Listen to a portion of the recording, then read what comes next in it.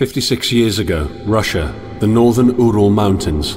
A group of 9 students of the Ural Polytechnic Institute embarked upon a difficult winter expedition to reach the Otorten mountain. Their journey seemed to progress according to plan. However, on the 7th day of their trip, the weather conditions worsened. They lost their orientation and were forced to set up a camp on the slope of the mountain called Kholat. It was their last stop. 3 weeks later in Yekaterinburg, when their families received no word of their success, the first rescue expeditions were sent.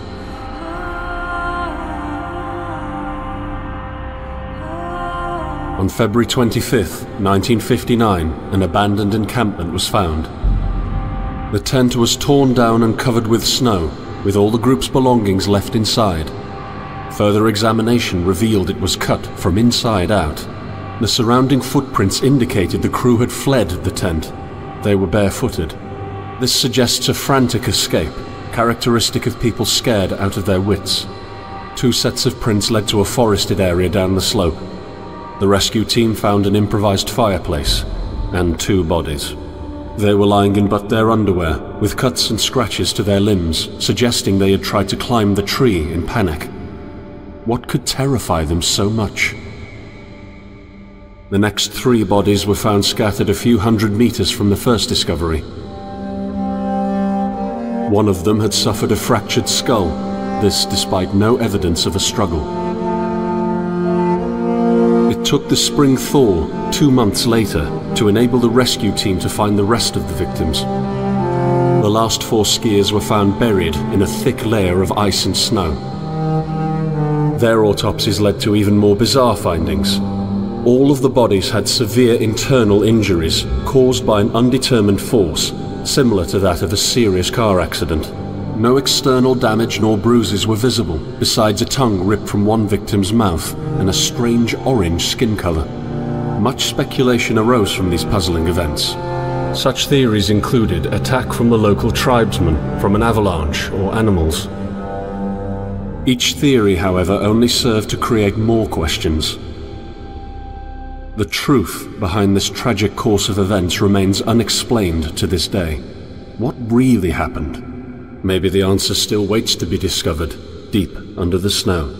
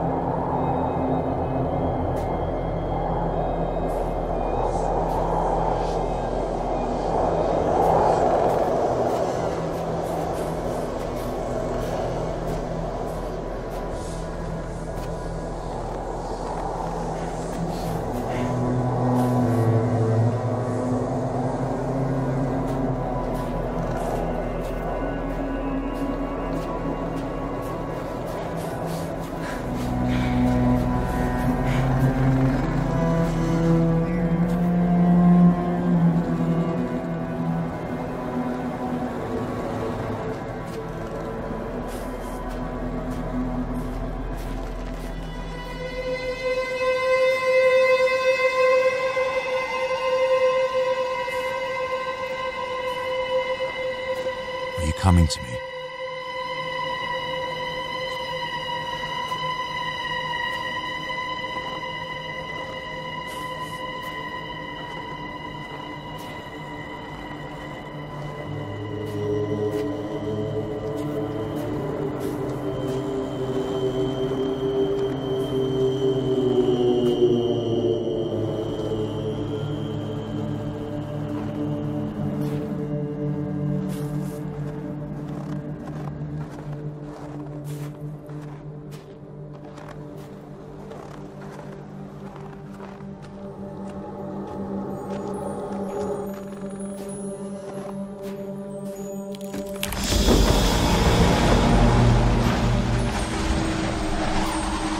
In the end, the only thing I saw was a flash, an insufferable burning light, the pain ripping apart my body.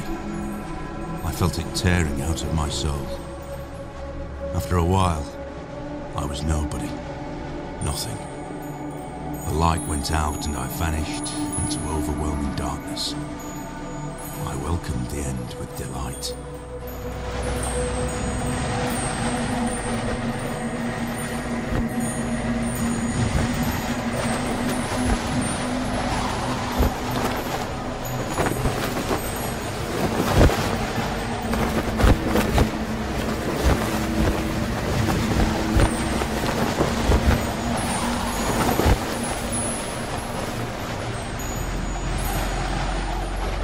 I am right behind you.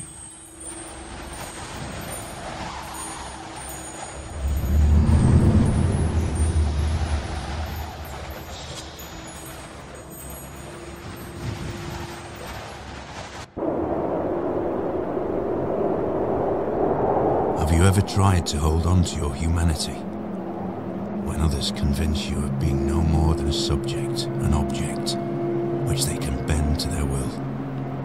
When they told you that you were a monster that deserved punishment, when you could really not remember your sins, when they took away your loved ones, leaving you to rot in the dark. The problem is that in their darkness, you have never been alone.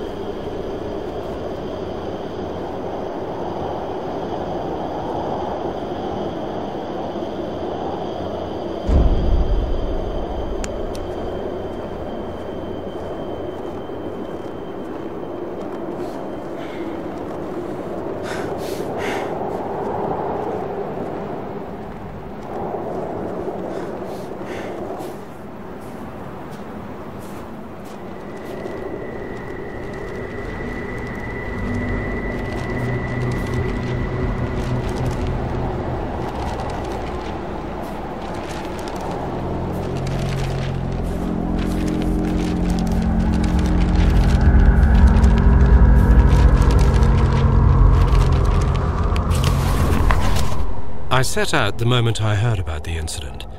I was in the area, so I reported to the unit myself to be automatically assigned to the case. I arrived at Vishai on February the 19th, a couple of days before the Institute's rescue group. While waiting for them, I started asking around to see if anyone from among the locals knew anything about the incident. One of them said he had a hunting cabin in the search region and knew the area very well. I decided to use him as a guide. When the rescue team had finally arrived, I explained to them what the unit's role was in this mission and that all discoveries or observations should be brought to my attention before anyone else's. We established priorities, checked the equipment, and set off right away. It was not until February the 26th we found the tent that I believe belonged to the students. Initial findings show that the people in the tent cut its sidewall and for some reason tried to escape from it in panic. The tracks in the snow led to a forest 1.5 kilometers away. But the trail went cold after 500 meters, and we had to carefully search the entire area.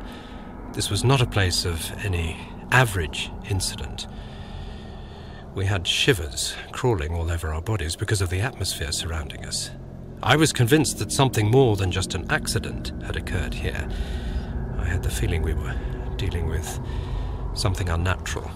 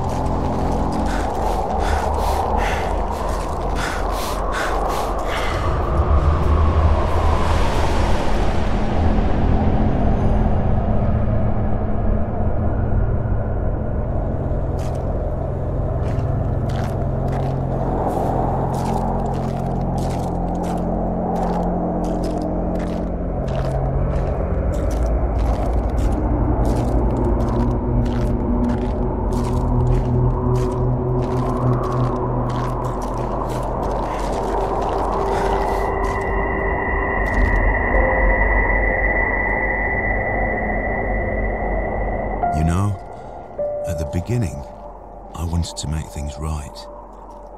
I believed God itself touched me.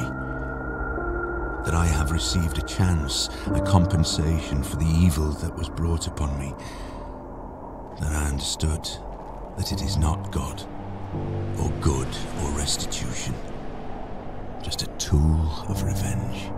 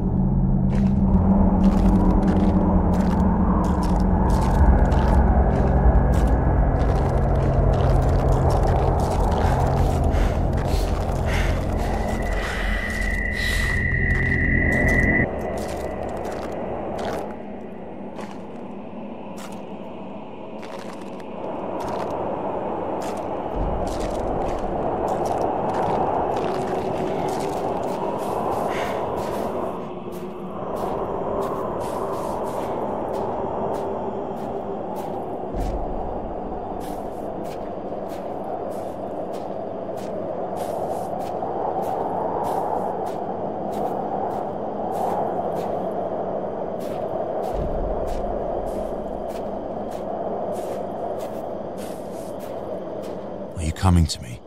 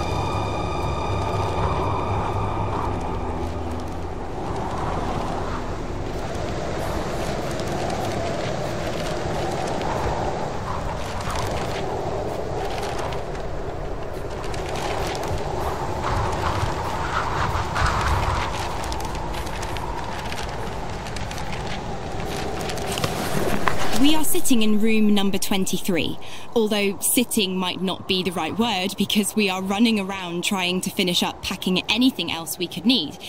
Food cans, tools, essentially whatever we get our hands on. We want to be sure that we took everything we could possibly need. We're running out of time. Damn it, where did I put my belt? I'm sure we forgot about something. We're almost ready. We lost the knife. We're counting the money. We're leaving the room in a complete mess. So, we made it to the train station. We're singing all the songs we know and making up new ones as well. Everyone is so excited. Finally, at around 3 a.m, we go to bed. I wonder, what is awaiting us when we get there? What will we see? How far will we make it? I hear the rest of the group breathing peacefully, and it's snowing outside.